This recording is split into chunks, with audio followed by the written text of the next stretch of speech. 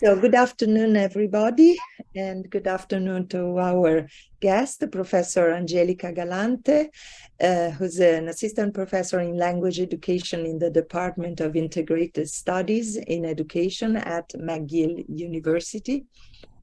Her research examines language pedagogy in multilingual settings, social factors in language development, and plurilingual and pluricultural competence. Dr. Galante is the founder and director of the Plurilingual Lab, which I'm sure several of you know. And if you don't, I invite you to follow the very interesting work of the Plurilingual Lab, where she conducts studies and mobilizes research results. And also she is the developer of the Breaking the Invisible Wall website, with available language tasks used in our previous research that can be adapted and applied to the language classroom.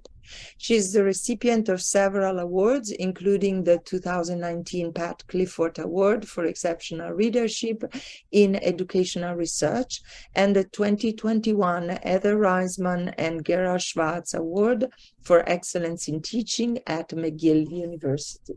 So, without further ado, join me in welcoming Dr. Galante to our research colloquium, and we're very happy to have you here. Thank you. Hi, everyone. Thank you so much for the invitation. Thank you so much for being here. It's always a pleasure to return to OISE in a way, even if online. So I'm very, very happy to be here. So thank you so much, Enrica, for the invitation. I'm gonna start sharing my screen and we'll get started, and I can tell you a little bit about the work that I have been doing in the past, I think about 6 or 8 years, with some research projects. So, to get started, meu nome é Angelica Galante. Eu acho que deve ter algumas pessoas que falam português aqui, ou então espanhol, vocês podem entender um pouquinho. Eu sou professora aqui na McGill University. I am a graduate from OISE, so it's very nice to be here among students. It's an honor to be here.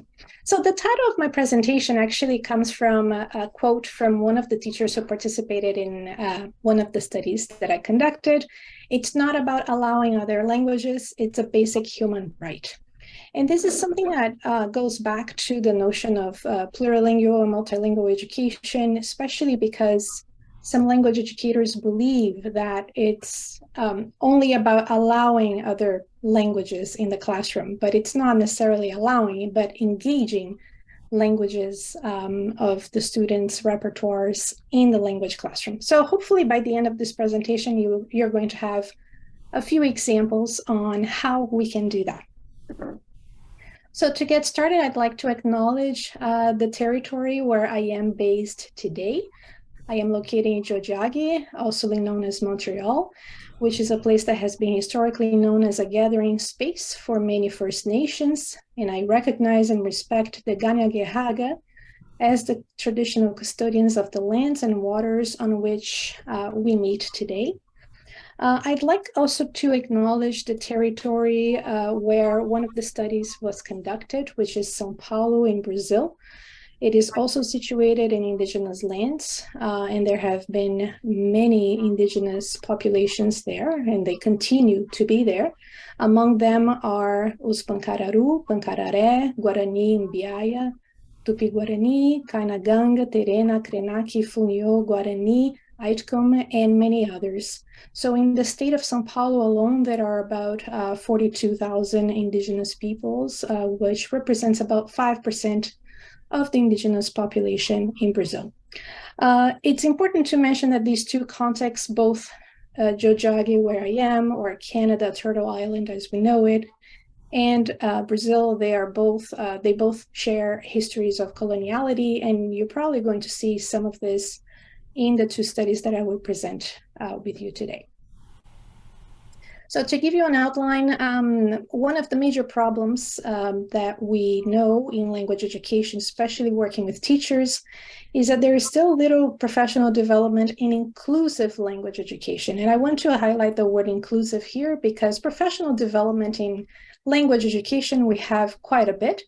But in inclusive language education is something that we are still lagging behind, although the work that, of course, professors at OISE have been doing, they champion language education in this area. So you're in very, very good hands.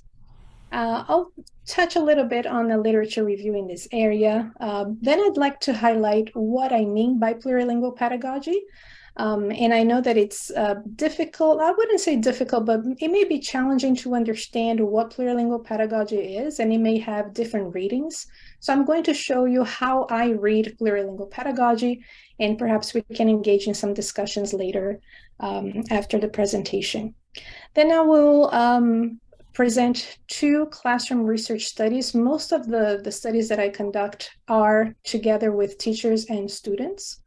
And I chose two particular research studies in the classroom here with you in different contexts to give you an overview of what can be done and the results that we have in different spaces. And throughout, as they are classroom research studies, I always work with pedagogy. So designing pedagogy with teachers, going back and forth, negotiating, and then implementing these pedagogies and conducting research to see the results of the implementation of this pedagogy. So I'm going to show you a sample of pedagogical practice. And finally, I wanted to engage in conversations with you about the need for innovation in language education research and the kind of challenges that I have gone through and how I had to innovate as well, the kind of research that I do. Because as the more we do research in this area, the more we feel the need to innovate as well in terms of how we conduct research. And it may not be the same way that people have done research thus far. So we have to do things differently in order for things to work, which can be, for a person who is innovative, can be very exciting. But for others who have a resistance to innovation, it can be challenging. And we can discuss a little bit what I mean by that. All right, so to start, I'd like to position myself so that you know who I am, where I'm coming from. So I got this picture that was taken of me. I think I was 3 years old here.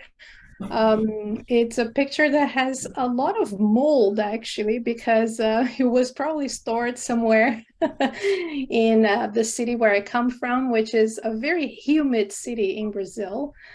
Called Ribeirão Pires, if you are ever familiar with it, in the state of São Paulo, but it's a small town in the big, state of São Paulo. So I started my life, I guess, juggling some languages.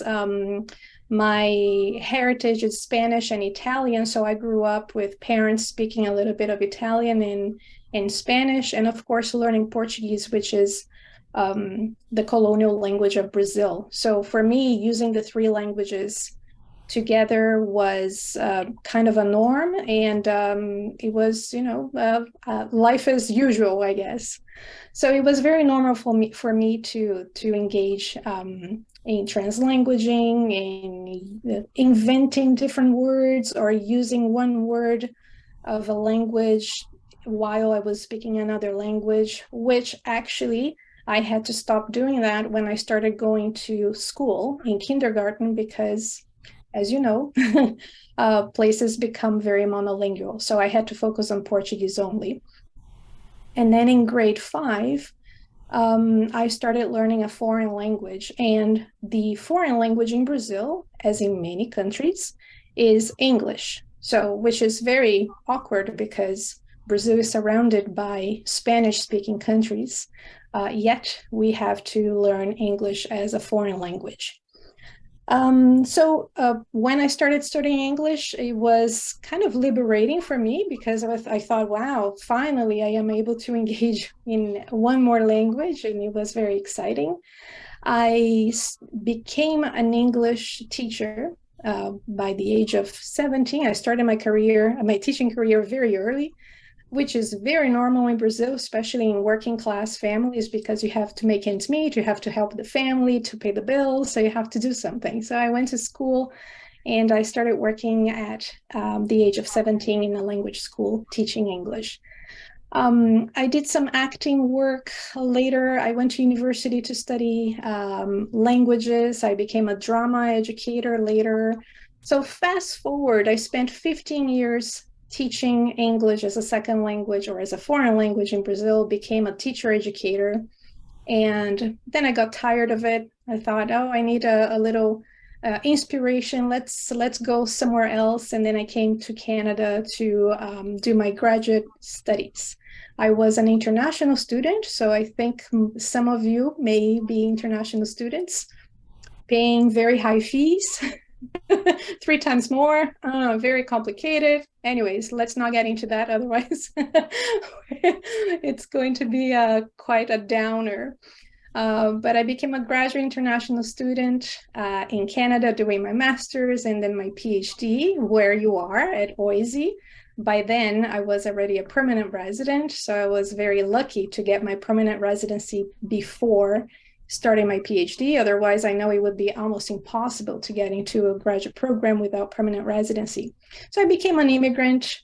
I am still an immigrant. I haven't done my Canadian citizenship yet. I don't know. I think I am having a hard time with my identity here because I am eligible to do it, but I don't want to do it. I don't know why. I'll have to do it sometime. And I also taught ESL in English for academic purposes here in Canada before becoming a language teacher educator, a plurilingual researcher, professor, and now I am in Quebec, so I am learning French, which is something that I need, especially to engage in research here in Quebec with the school boards here in Quebec.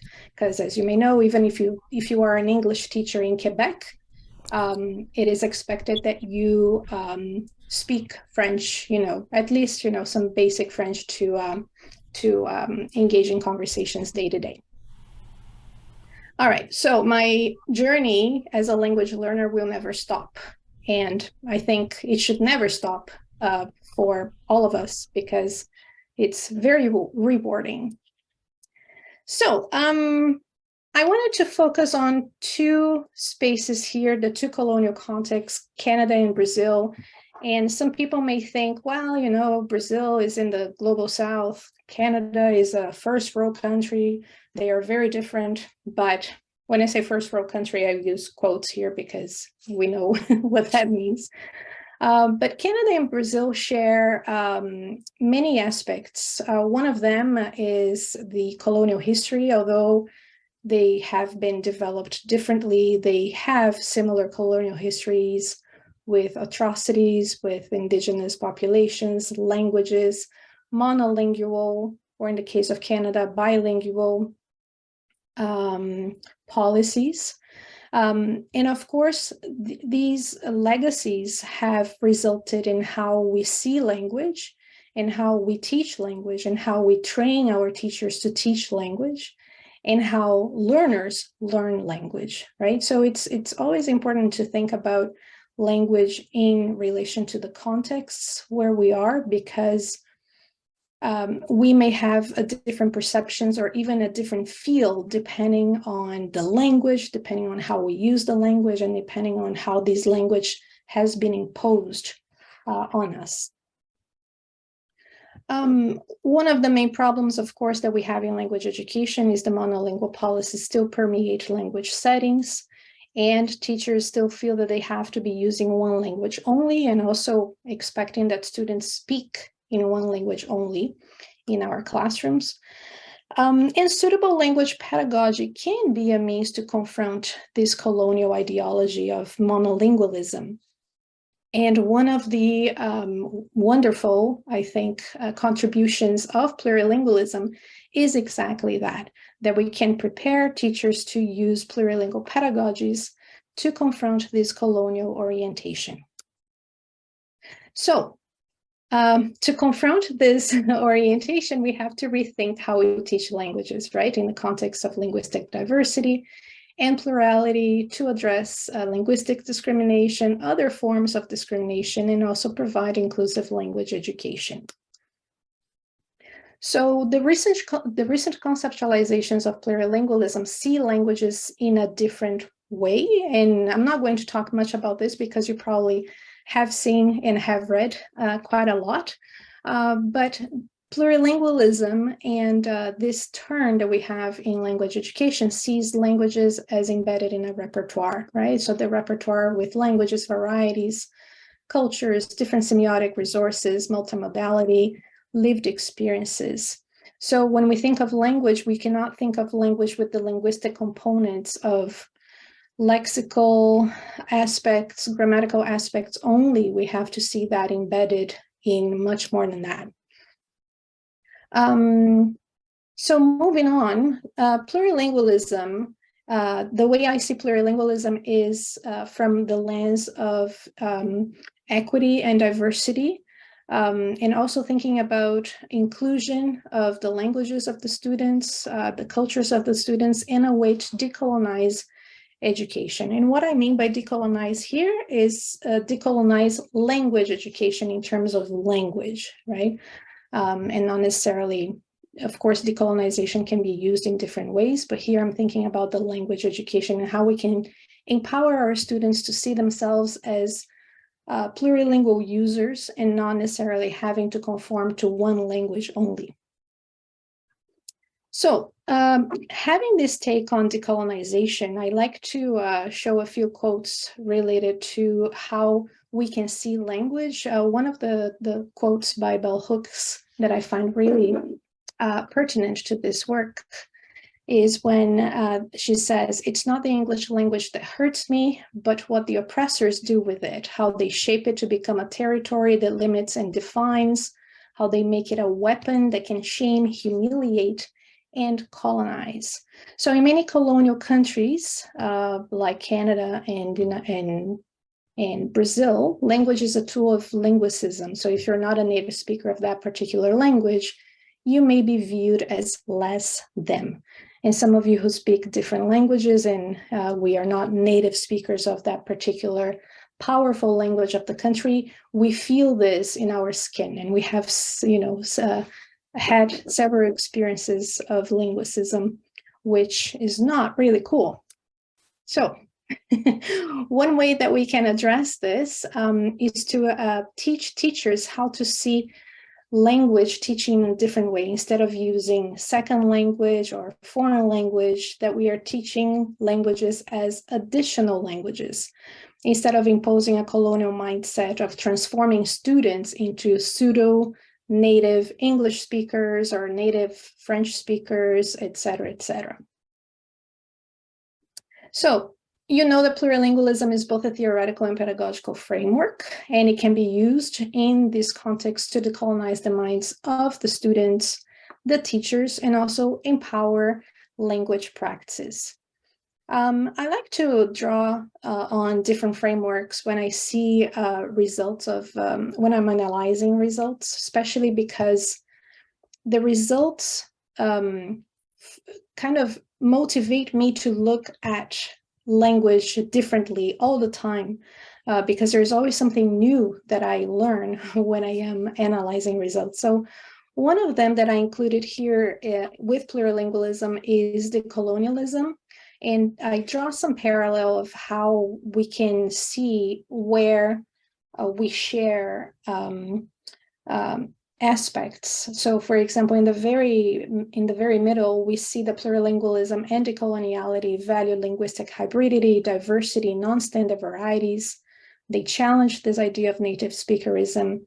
They examine power relations among languages, and they honor students' diverse linguistic and cultural identities, which I find that is extremely important.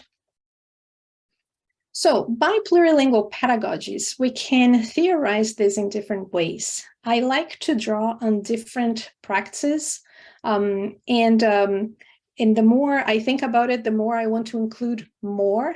So there are certain practices that haven't even been imagined yet, which probably in about a year or two, you're going to see some more happening. But just to give you an idea, I draw on the concepts of languaging, translanguaging, cross-linguistic approaches, cross-cultural and intercultural approaches, intercomprehension, linguistic landscaping, translation, pluraliteracies, and multimodality. Now, you will notice that in the two studies, the concept of language, for me, is embedded into the repertoire with both linguistic and other semiotic resources. So you notice here that the language tasks used in these two studies will have practices that engage students to think about all of the languages that they have in their repertoire, and also things that they may not see as language, but it's also ways that we communicate. So I'll show you the results of, very quickly, the results of two studies that I have conducted, one in Toronto with English in the academic purposes program, and the second one with language teachers in São Paulo, and this one has English, French, and Spanish teachers. So study number one, I was very interested in finding out whether plurilingual approaches would differ somehow from monolingual approaches, especially in the outcomes. So do students learn better using a plurilingual approach compared to monolingual approach? Or to what extent is a plurilingual approach more effective or less effective than a monolingual approach? So I was very interested in taking a look at teachers teaching the same course, but using two different approaches. So of course, I created a quasi-experimental study, which you may have read. For the purposes of this study, I really wanted to see the differences between the two. So let me show you how I did that. So this was an examination in a university program. I included several language tasks and instruments. I was very interested in taking a look at plurilingual, pluricultural competence, academic vocabulary, and overall affordances and challenges of these two approaches. So I recruited 7 participants for the study, and the 7 participants taught 2 groups. Well, actually 6, because one teacher had only 1 group. So 6 teachers had 2 groups, and 1 teacher had 1 group.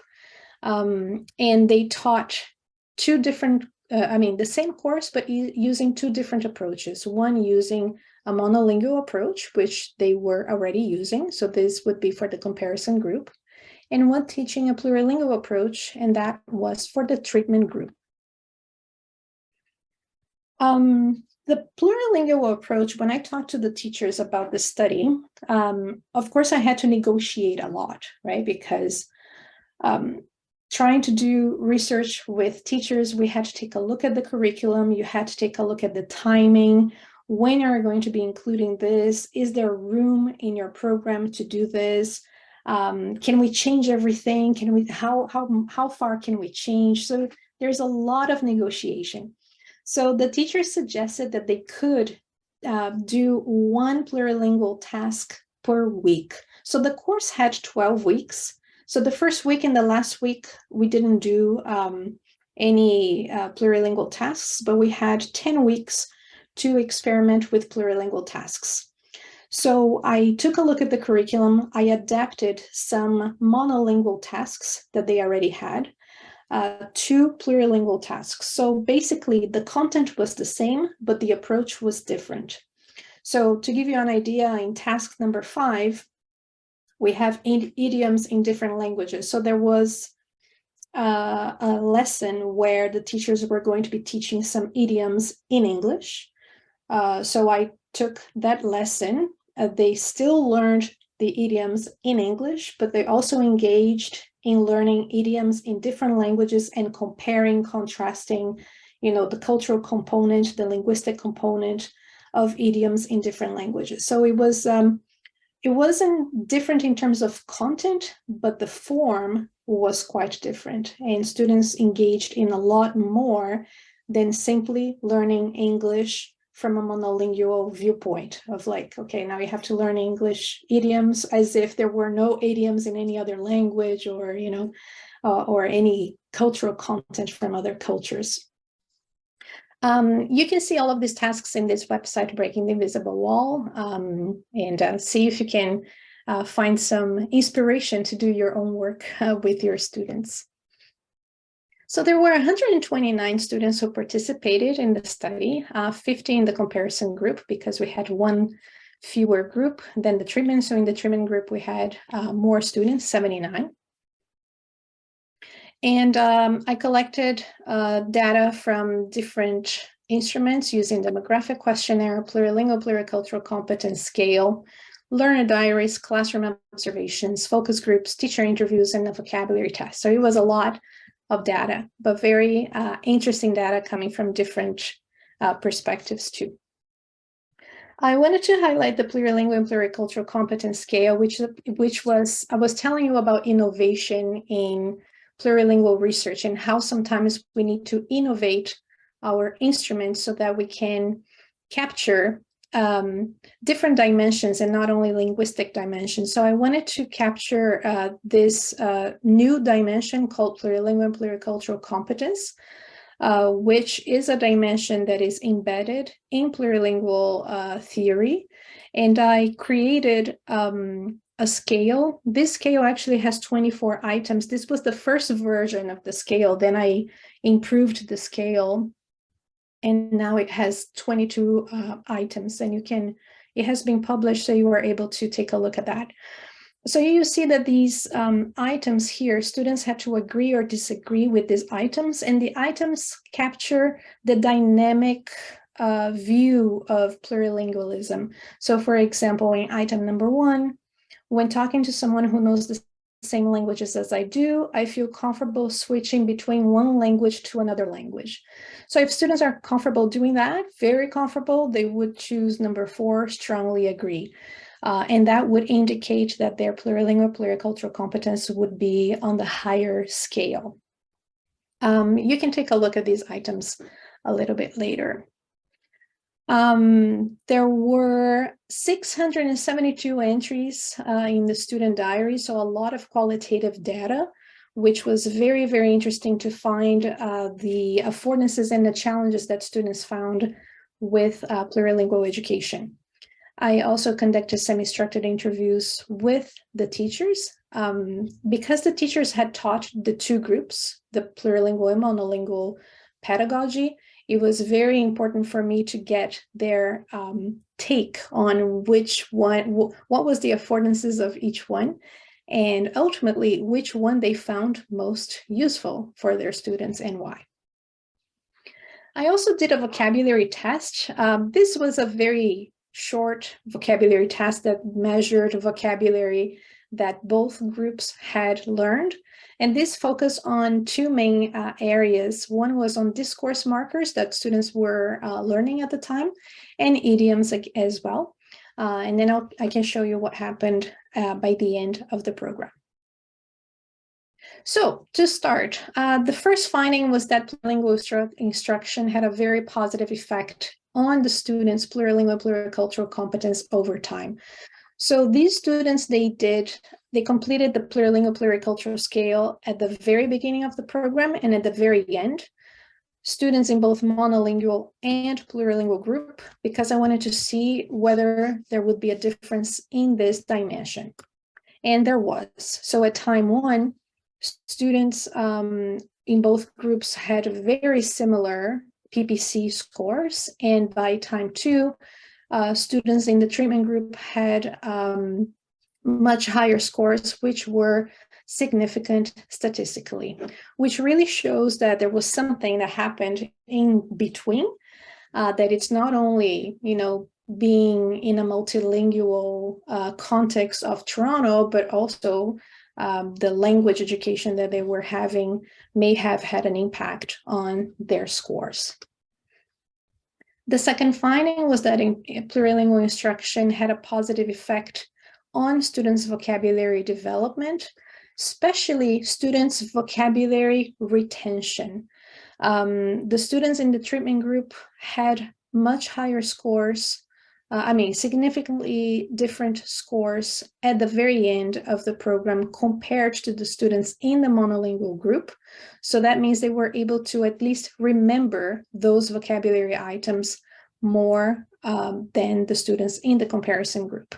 And I have a hunch of why that was, because when students, especially when students were working with idioms, if they were engaging with idioms in their own languages and also looking at idioms from a cultural perspective, taking a look at the cultural dimensions of the idioms, it was much more meaningful. The idioms became much more meaningful. And as they are more meaningful, of course, it's easier for them to remember. Finding number 3, plurilingual instruction had several affordances that had not some of them had not been documented yet in the literature. So the first one is on cognition. Plurilingual, pluricultural awareness. Students became way more aware of their plurilingual identity, about the languages and the cultures and the dialects and the semiotic resources that they had. They were more aware of how to use language flexibly, and that all the linguistic repertoire that they have can be used in communication, even in a somewhat monolingual space of a classroom. Of course, it had an impact on their English language learning. There was more empathy, relatability, and critical thinking, and willingness to learn additional languages, especially the languages of their peers. So these were all international students studying English as an additional language. And many of their peers spoke languages that they didn't know, right? And so when they were sharing this in the classroom and sharing examples and speaking in different languages, it was very exciting for them to know more about their peers' languages, to learn more about their cultures, and to learn more about their lived experiences. And they could relate a lot with their experiences. There were 2 challenges here, but these challenges, translation and monolingual posture, these are challenges that are very common, I would say, in language, any kind of language research. So I wanted to highlight a few quotes from students. One is that we learned about racism. Actually, I think this is part of the culture. And also we learned the history of colonization about different cultures that has suffered many events. I think it gives you a chance to know other cultures through the learning of history and some problems that exist in society. So this was very interesting, especially for students who were coming to that they had just arrived in Canada, and they sometimes don't think that Canada has, problems such as racism. Hello. So it was very telling that students would actually say that in the very end, and I think this can be very, very helpful for any language program, really, not to hide, the problems and issues that we have in this country. Another one, that are more than 50% of people whose native language is not English or French in Toronto. That means I don't need to be uncomfortable speaking English because I'm not the minority.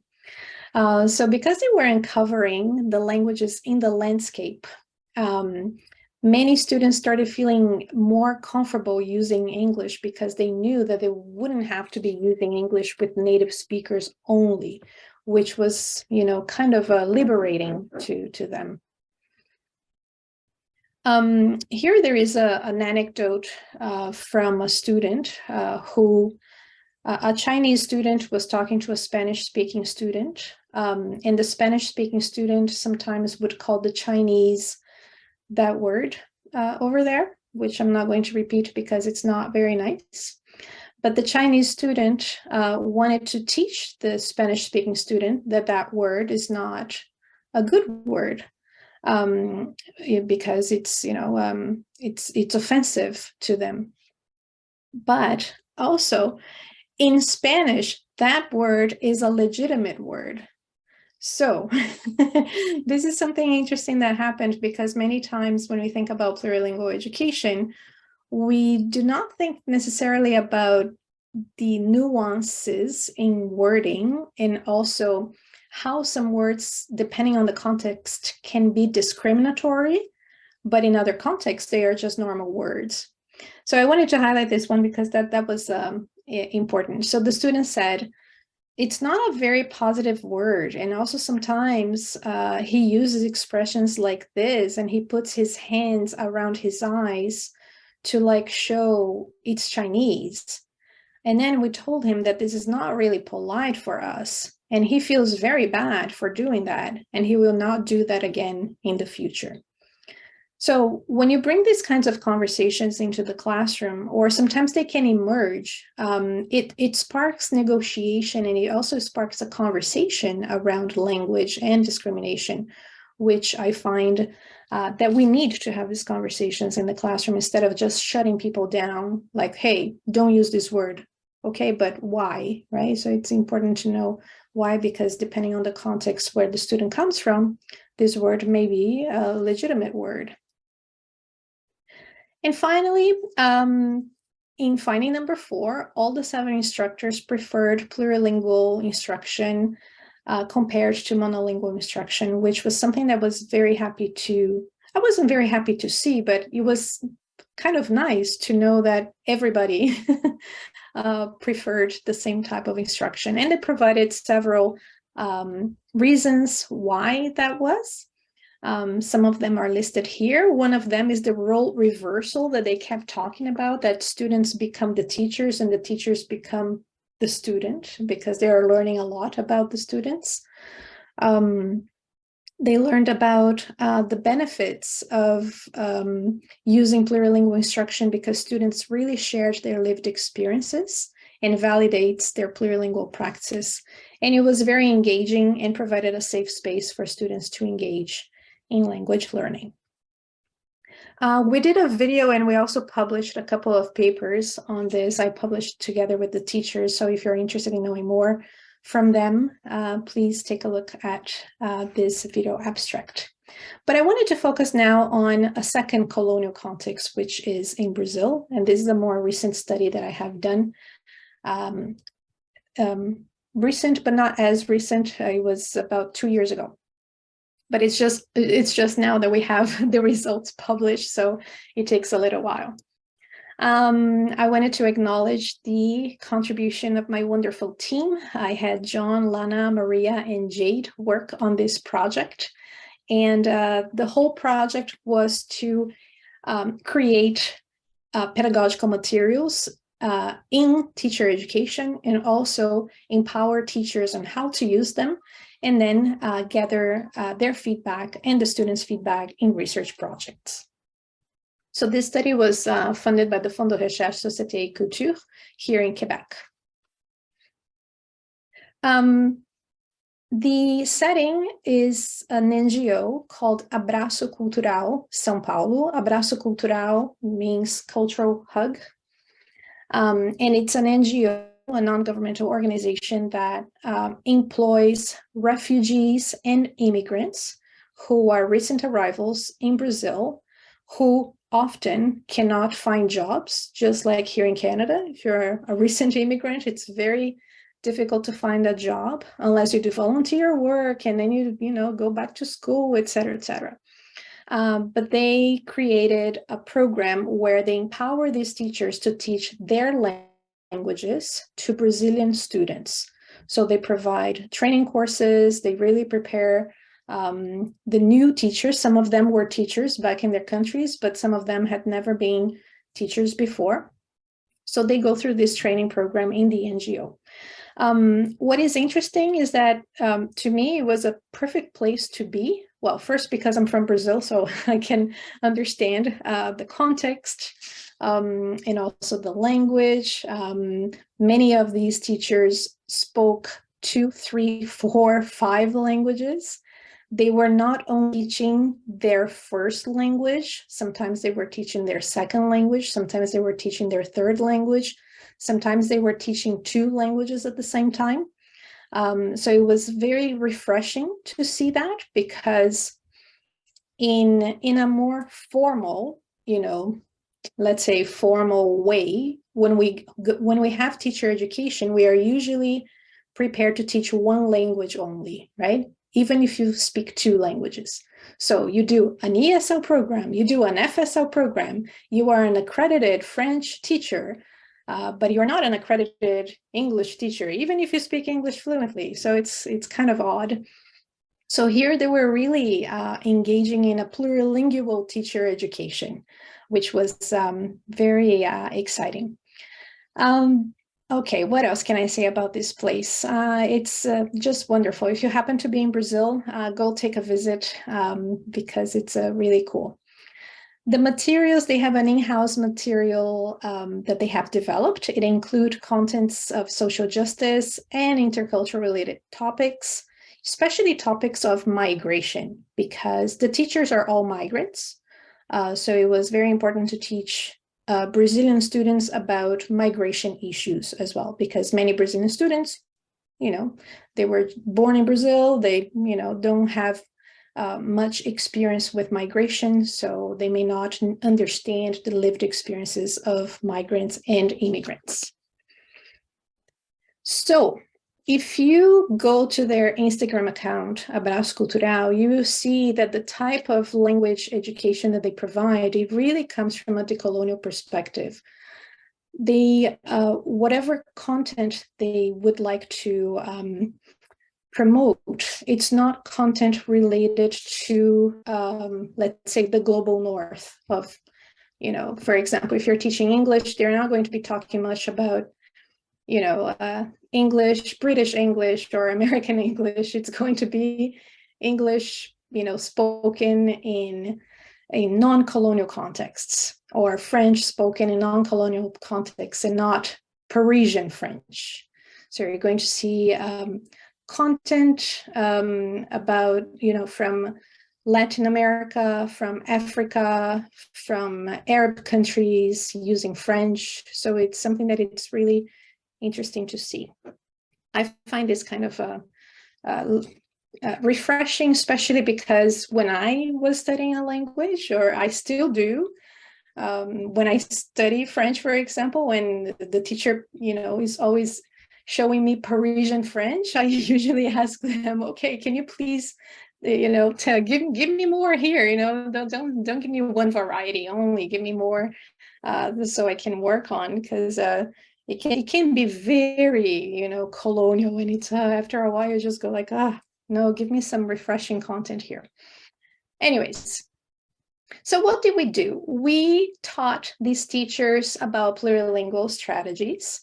We taught these teachers, I don't like to say we taught these teachers, we engaged in conversations with these teachers about plurilingual strategies together with the context and together with what plurilingualism means in Brazil. And of course, we read some articles as well on plurilingual pedagogy, but we also read some articles on decoloniality in Brazil and in South America, and what that means, and how language and colonial relation can be problematic in that particular context. So we broke it down into 5 plurilingual strategies. This course was done in 5 weeks. It was an intensive course, so students had classes every day. Again, we had to negotiate, when is it that you're going to be applying the plurilingual strategies? When are you going to be doing it? So the teachers decided that using 1 plurilingual strategy per week would be enough. And they would be, not that it would be enough, but it would be enough to start and to kind of like get students into the plurilingual education as a whole. So some of these strategies are documented in this guide, plurilingual guide, that you may have had access, I guess, which is an outcome of this particular project. I'm not going over much here, but I can show you a few examples. For example, all of the courses, both, the English, French, and Spanish, we wanted to make sure that all of the teachers used the same strategy in the same week. So everybody was doing the same thing, but different content, and of course, a different language, right? So for example, if they were doing cross-linguistic approaches, here there is an example of cross-linguistic approaches in grammar. How do you use pretérito indefinido in español in a different language, or in a language that your peer knows that you don't know? Many people believe that using plurilingual pedagogies in foreign language contexts, for example, in Brazil, or in Colombia, or in China, oh, this won't work much because we don't have a lot of diversity. I hear that a lot. Oh, we don't have diversity, as if China, everybody, who comes from China is, has only one type of culture or speaks only one language and there is no different dialects, right? The same happens in Brazil. Of course, most people speak Portuguese as a first language, but they have heritage languages. They learn different languages sometimes when they travel or sometimes when they read content. They are surrounded by countries that speak a different language, Spanish. They have access to English at school. So there is a lot of linguistic diversity there as well. And it was bringing these plurilingual practices that this diversity became very visible, which was not something that was visible before. So cross-cultural comparisons, translanguaging, engaging students in creating text in different languages, for example, through artistic representation, like a plurilingual poem.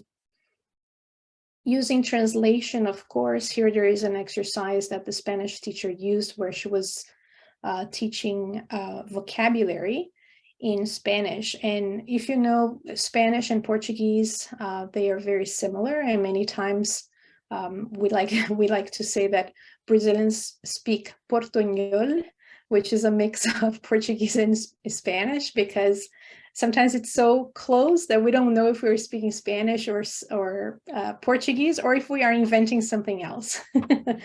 So here there is a list of words that the students would think whether these words had the same meaning in Portuguese and the same spelling, and if there was an equivalent. So they were using translation here. And finally, pluriliteracy is where we engage students in creating knowledge or using language together with other semiotic resources and not only linguistic. So here, for example, there is an exercise where they had to think about images, emojis, when communicating via text. So they were using a lot of the chat function as well to tell stories, augmented by oral practice, while they were speaking. So in this particular study, we focused on 3 classes only, so 3 teachers, one of each Spanish, French, and English. There were 17 students overall. There were more students, but not all of them provided consent to participate in the study. All of the students had proficiency level of A2 in the CFR, so they were basic level. They were actually taking the 2nd level of Spanish, 2nd level of French, and 2nd level of English. So that's important to mention because they were still beginners, and all of the students had the same level in the target language. We focused on 2 questions. How are digital plurilingual pedagogies enacted across the 3 courses?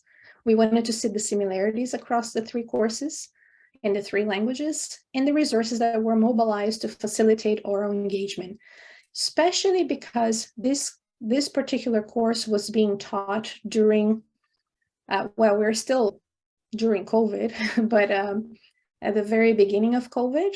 So most of the teachers had just made the transition from face-to-face to Zoom. And many of them would complain that the students were not speaking in the Zoom room. They would just be using the chat function. So as a result, they were not, developing their oral practice. So they really wanted to focus on oral, make students, help me make my students speak in the Zoom class. So this was a multiple case study with a teacher-researcher collaboration once again, and I can tell you how we collaborated. We co-created 5 tasks per course, 1 per week.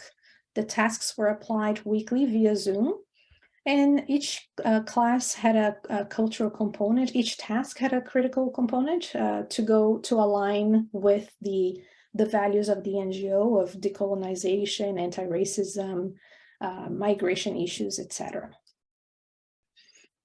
We collected data over a period of 5 weeks. Similar data was collected across the 3 courses to increase reliability of the findings. We conducted classroom observations in each course once a week, semi-structured interviews with all the 3 teachers. We also collected teacher diaries, student diaries, and semi-structured interviews with a representative sample of students. I will focus only on the data of the teachers because that's something that we have just published, and the other article is still under construction. So this was just published 2 days ago. So if you would like to take a look, it's available now. And something that I wanted to highlight is that we really wanted to publish with all of the teachers. So you see the names of the teachers listed here, and also the names of the pedagogical coordinators, because they were extremely helpful in the study, not only in recruiting and dealing with the time difference, etc., but also in the content of how to do it, what it means to teach in a decolonial manner, etc., etc. So we really, really engaged in theoretical and knowledge production together. So you see here, I don't know if it's very clear, but we have, so in this particular article, we have 8 authors, and each author had to do something.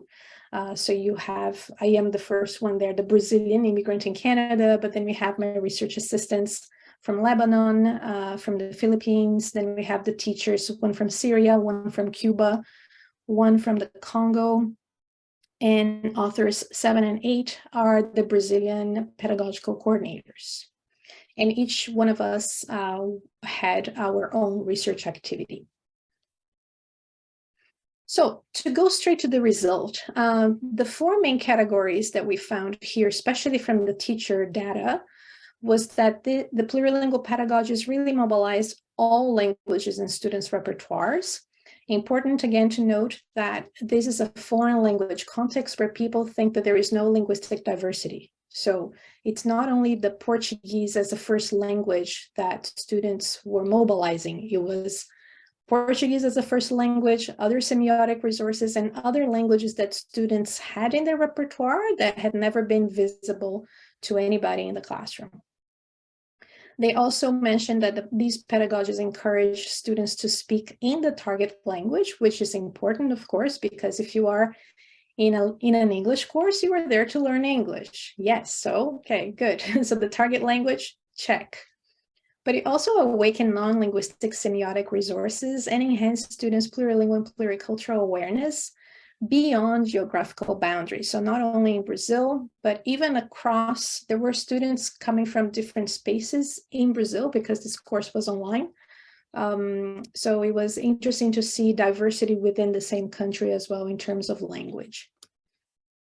So just to give you a few examples, the teachers really encouraged students to tell stories, for example, and express their opinions in the target language, but also using translanguaging so that the communication wouldn't break down, to maintain a good flow.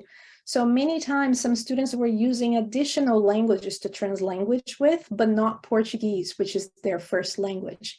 So some students were using, for example, in a Spanish class, they would use Spanish and German or Spanish and French.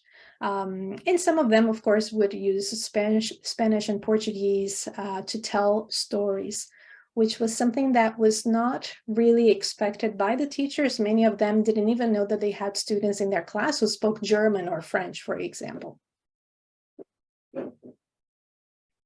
Here's a quote from a teacher who says that this is the right approach when we have to jump from one way to another or from one language to another in general, which creates this internal attitude of being able to do this.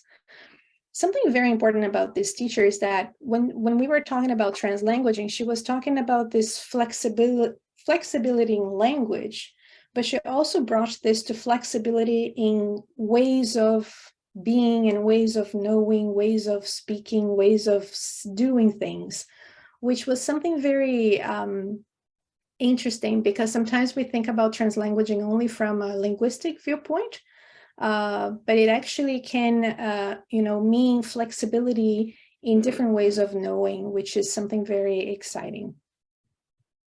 So it encouraged students to speak in the target language. Many of the tasks had a cultural component, and this cultural component related to Latin America really engaged students' willingness to use the target language. It's much more engaging to talk about, Latin America, if you are from Latin America, using a different language, than to talk about, colonial content in a different language that I'm not engaged in. So this is something that was very, very clear in this particular program. And I was very happy to see a language program that includes a decolonial perspective in their language tasks too. So here there is a quote from another teacher who says that it was really nice to have these activities because it encouraged the students to speak. And this was one of the main difficulties that students had, especially via Zoom. So it was really nice to see the improvement in their speaking. Awaken non-linguistic semiotic resources. Of course, students were using Zoom. They had access to the chat. And they also had access to sharing ideas. The teachers were encouraging them to share hyperlinks, for example, of articles that they had seen in the chat in any language. Sometimes they were talking about a particular topic and students were contributing in the chat. Oh, I have seen this interesting article, take a look. But then the article was in a language other than the target language. So it was very, very interesting to see all that. So these tasks really required student agency in the way that they were communicating and interacting in the space. One of the teachers here says that I think images can always be very good. One thing that is difficult is to start a conversation sometimes. In the sense of talking about things, and most students always stay there in their little corners with their video off and they don't participate much. But if you bring an image, oh, let's talk about this image, what do you see, can you interact in the chat, can you unmute your microphone, that they started engaging much more. And finally, it enhanced plurilingual, pluricultural awareness beyond geographical boundaries. It was interesting to see how students were engaging in talking about language and culture from different perspectives. In one class, for example, the Spanish teacher was sharing her own stories about games she used to play when she was a child. And this teacher has she's very plurilingual, pluricultural. So she was born in Cuba. She has Korean as a heritage culture. And Cuba at the time when she was a child was colonized, I would say, by Russia. So there was a huge Russian influence. So she spoke Russian, Spanish, Korean, Portuguese, and she had lived in different places too. So while she was talking about the games she used to play, some students started talking about the games that they used to play as well. And one of them is a hopscotch, and they started sharing the names of hopscotch in Portuguese. And it was even for me, it was the first time that I learned that hopscotch can have different names in Brazil. So one of them is amarelinha. In the state of São Paulo, it's used amarelinha, and that comes from the word morel in French. Go figure. And another one is jogo da macaca in the state of Bahia. It was a name given by the colonizers when they first arrived from Portugal through the state of Bahia. So interculturality in this case really developed in relation to colonial legacies, because there was a huge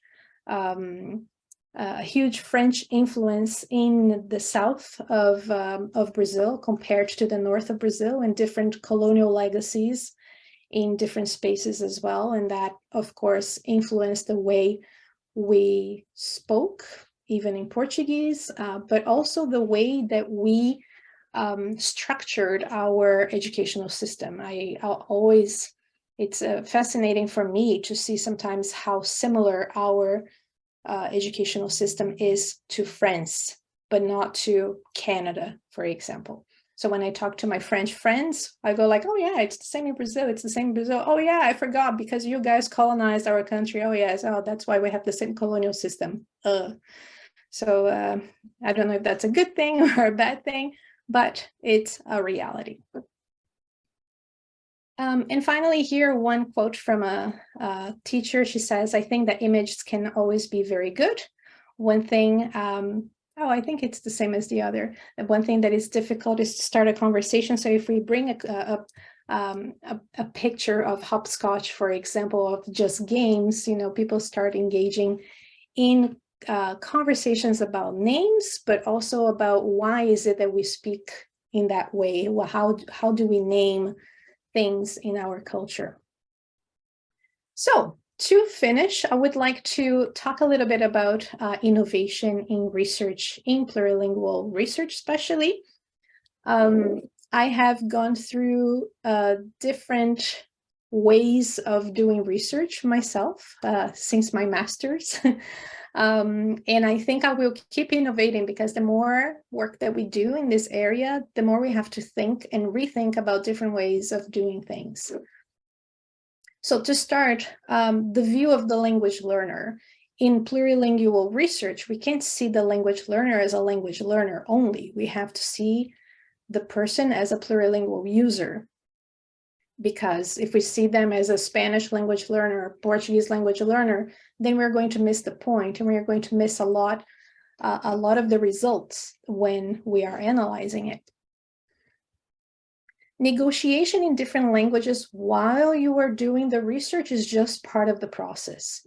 So I am not very fluent in all of the languages I talked about today.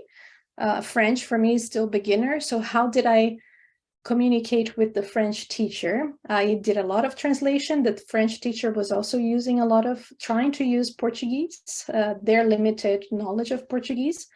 And of course, there was a lot of negotiation. I had a research assistant who spoke French. So we were not seeing our, let's say, lack of proficiency in that particular language as a deficiency. It's not a lack, it's not deficiency, it's just part of the game.